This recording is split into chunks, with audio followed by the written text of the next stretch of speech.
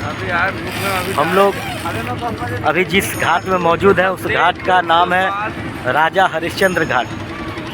सतयुग के राजा हरिश्चंद्र एक ऐसा राजा था कि जान जाए लेकिन वचन न जाए। उनके द्वारा कहा गया कोई भी बात झूठ नहीं होता था। वो जो भी बात करते थे उस पर वो अटल रहते थे।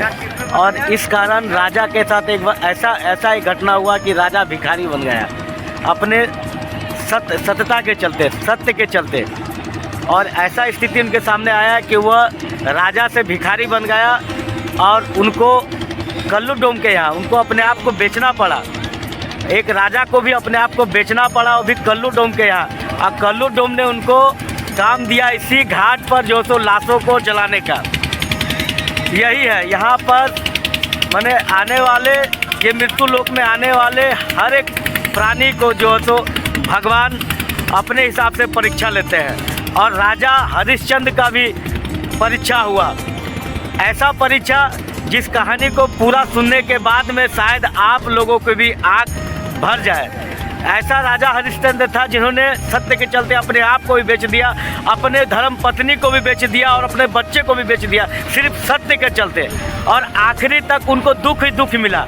आखिरी में ऐसा भी घटना उनके जीवन काल में आया जब उनका पुत्र को सांप काट लिया और उनका पुत्र मर गया।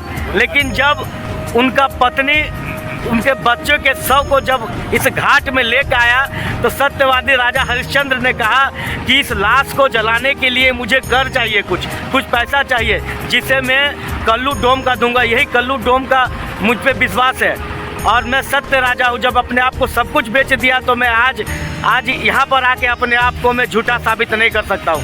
तब उनके पत्नी ने कर के रूप में अपना आंचल को फाड़ कर उनको दिया और तब जाके सत्यवादी राजा अपने पुत्र के लाश को जलाया। तो आप समझ सकते हैं यहाँ पर इस धरती पे आने के बाद में भगवान को भी अग्नि परीक्षाओं से गुजरना पड़ा, तो हम इंसान क्या है। तो साथियों बने रहे, इस वक्त हम लोग काशी बनारस में मौजूद हैं और यहाँ के कई चमत्कारी अलौकिक धार्मिक स्थलों को दिखाएंगे। तो धन्यवाद, बने रहे हमारे साथ में।